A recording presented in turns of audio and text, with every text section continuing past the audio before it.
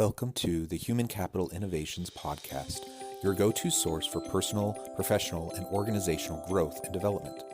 We hope you tune in often for all things people management, organizational development and change, organizational leadership, and social impact related. Maximize your personal and organizational potential with Human Capital Innovations Podcast.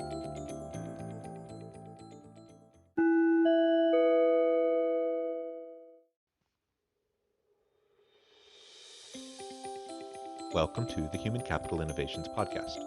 In this HCI Forbes Minute podcast episode, I explore the recent Forbes video titled, Mayor Tubbs, the most effective act of leadership is listening.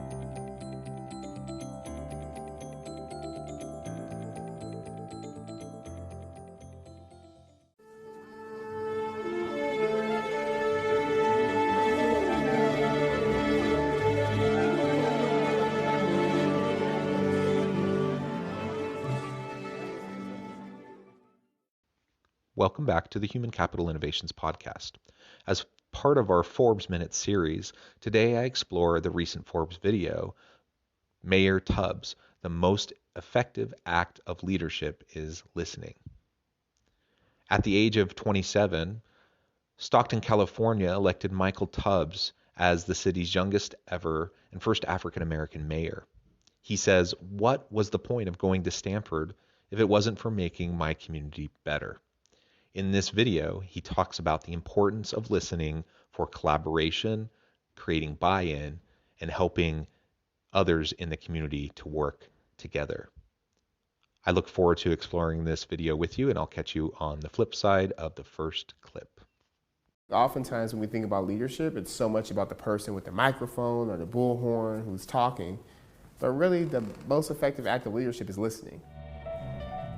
My name is Michael Tubbs. I'm 27 years old, and I'm the mayor of Stockton, California. There's this famous proverb that says, if you want to go fast, go alone. If you want to go far, go together. So I've learned that every time I've been effective is because I spent the time to talk to people, listen to people, get everyone bought in. And every time things haven't gone as well is because I just jumped the gun.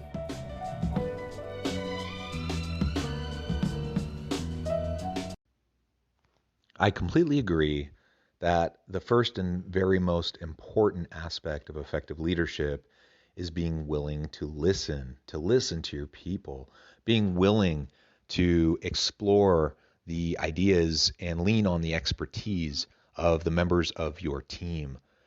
That brings a lot of benefits. I mean, one, it helps you expand your own understanding. It helps you learn and grow. It brings in diverse perspectives, which almost always leads to better decisions and outcomes, but it also helps to generate buy-in, which is so important. So even if you had the best idea from the very beginning before talking to anybody, the act and exercise of going through the listening process, not in name only, but really listening, really going through that process, it helps to create buy-in with your people, and they will be so much more invested in the direction that your team will take because you've gone through that process. If you forego that process and you just jump straight forward into a solution, into an initiative, then chances are your people won't be bought in. Chances are they won't be really invested. Chances are they won't be fully committed. And even if they go through the motions and they're compliant with your wishes and they do what you ask them to do, it won't be to the level that it could have been. It won't be as promising and have the type of impact that you were hoping for. So I think this very first element of what he's saying is so crucial. And a lot of times new leaders in an organization, they'll give lip service to listening. They'll even say, I'm going on a listening tour for the first so many days or the first so many months of when I'm in this new role. But in my experience, very few leaders actually do it, actually listen, actually pay attention to what their people are saying. And because of that, they're setting themselves up for either failure or to not be as effective as they could have otherwise been. Oftentimes the narrative around young black men in particular in Stockton is that they're criminals, they're thugs, they're bad, etc. So I spend a lot of time building relationships and showing people with my work ethic. So I'm not just going to throw the idea out there. I'll make sure it's well thought out. I'll make sure it's evidence-based and best practice. And I'll find 2 or 3 other people to agree before presenting it. And I've found in doing that, being able to be a lot more effective, because it's hard when you're young to say we should do this. Because of course you have ideas, you're young. So I always make sure I find other people with a little more experience to also say, no, what he's saying is right. It's a good idea.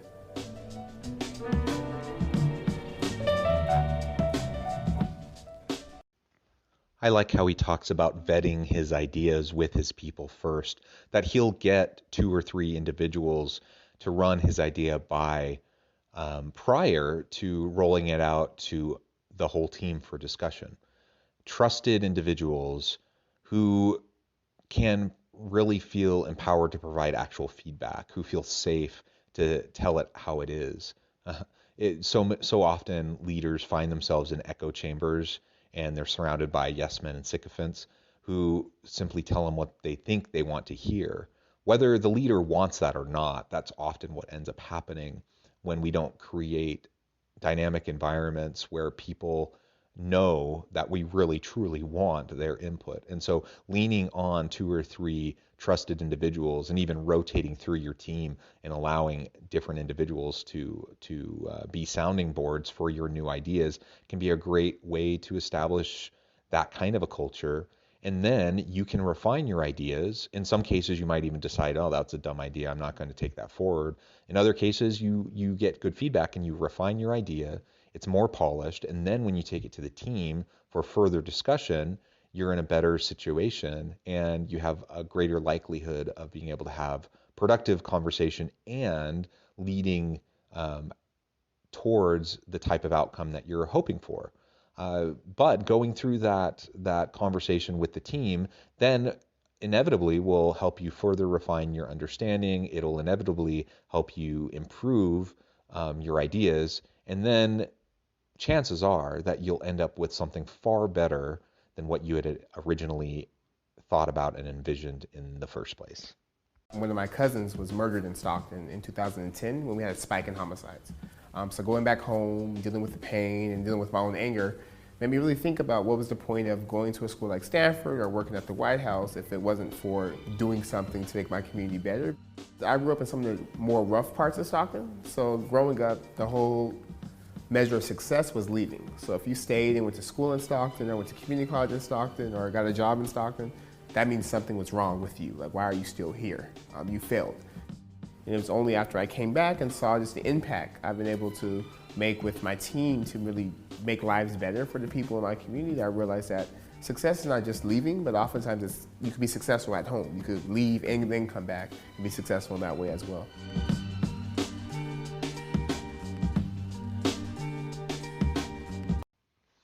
I love how he is focused on utilizing his education to better his community.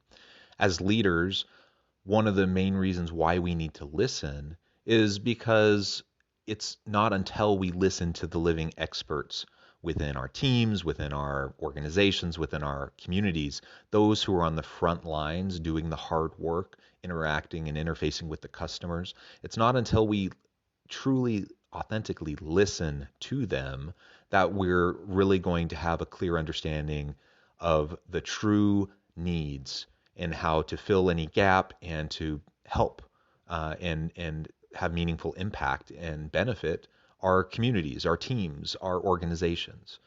It's a fundamental piece in the process, and leaders too often are too quick to just jump on in to offer their own solutions, not realizing that oftentimes there's unintended consequences that they can't even begin to realize because they haven't taken the time to do a needs analysis, which requires them to talk to key stakeholders. It requires them to listen and listen carefully with real intent.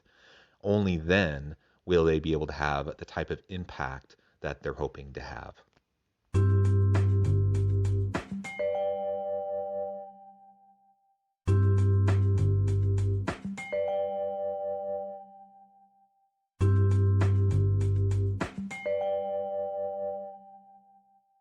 I always tell people I'm only involved in public service and public office because I think we could do things differently and better, and that there's room for innovation.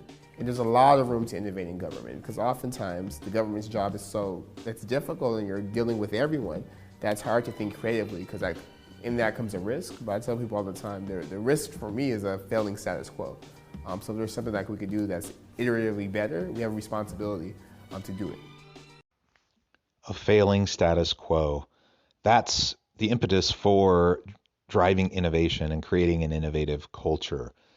And it's not just in government, right? That every organization, whether it's a for-profit, nonprofit, government, NGO, whatever, every single organization should be looking to disrupt the status quo, particularly in those areas that aren't efficient or effective or that fit the current context or the current strategic direction. And the only way that you can disrupt the status quo and drive innovation is when you empower your team to speak up, when you empower your people to use their voice, to share their input, where they know that you're going to listen and pay attention to them. Even if you don't take their idea, that you will listen to them, that you will give it space to consider. That is so essential. And the quickest way to turn off innovation, the quickest way to maintain the status quo is top-down, dictatorial types of leadership that isn't really leadership at all. It's not even good management. And so I really like how he focuses on the connection between listening and innovation. I think we're in a real moral reckoning right now, and it's going to take people being very bold about we don't have to agree on everything, but we should agree on our values and just the inherent dignity that every human being has. I remember growing up and reading history and saying, man, what would I have done in the 60s? Or what I would have done in the 1860s? The future is looking at us now, and I want to make sure it's very clear where I stood. Treating everyone with dignity and respect. It sounds like such a simple idea, yet it's in this fraught world with challenging social dynamics and political dynamics, even in a for-profit workspace, and particularly in government types of jobs, there's a real challenge in terms of trying to make sure that everyone feels valued, everyone feels heard, that you treat everyone with dignity and respect, even when you disagree with them, even when you disagree with them in major ways. And what he's focusing on here is let's try to find some common values. We're going to have differences of opinion in terms of strategy. We'll probably have differences of opinion around policy issues, whether it's, again, government policy or organizational policy. Well-meaning, intelligent individuals will disagree on a lot of things. So treat everyone with dignity and respect, have civil dialogue, and collectively you can work towards a better outcome for everybody as people have a chance to be heard. Nobody is allowed to silence anybody else. And that goes both ways across the political spectrum, across the social spectrum, the economic spectrum, that we need to allow people to be heard. And if someone is voicing opinions or promoting policies, practices, initiatives that violate that very simple principle of treating everyone with dignity and respect, then it's not something to pursue. I'm a big Hamilton fan, so it's like we can't throw away our shot. So let's do everything we can these next 4 to 8 years. Understanding we're not going to get everything done, all the issues and stuff that won't be fixed in 4 to 8 years. We can at least set a path.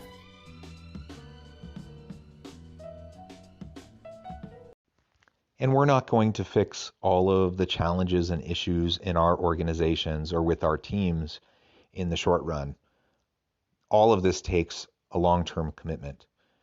But as we recognize and have a vision for what we can become and what we can accomplish, then that will give us the courage to put in the effort and the time now to lay the groundwork for future successes, and the courage to stand up to people who may be naysayers in the present, so that we can have the tenacity and and really just see things through in a more sustainable way. In my opinion, we're too much of a short-term orientation culture in the US. And I'm actually quite envious of many other cultures around the world that have a longer term orientation. I think we would do well here in the US to adopt a longer term sustainability orientation towards what we're trying to accomplish. We can do great things, but great things never happen in easy ways or in the immediate time frame. They always take hard work. Nothing meaningful comes easy.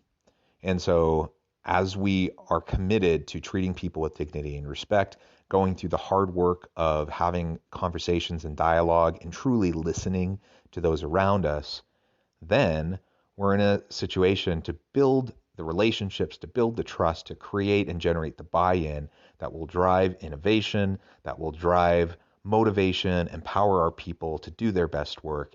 And that's when greatness can and will happen. I appreciate you joining me for this Forbes Minute episode as we talked about this video together. I hope, as always, that you find meaning and purpose at work each and every day, that you can stay healthy and safe, and that you have a great week.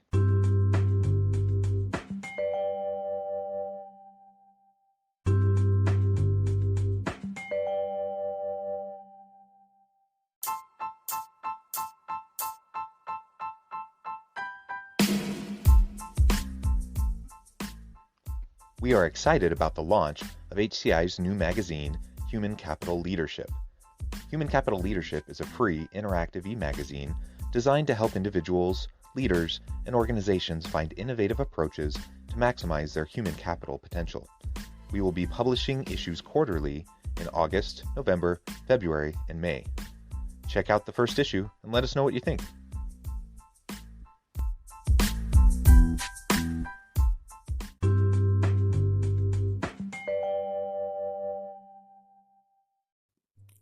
Thanks again for joining us for this episode of the Human Capital Innovations Podcast. I hope you stay healthy and safe and that you have a great week.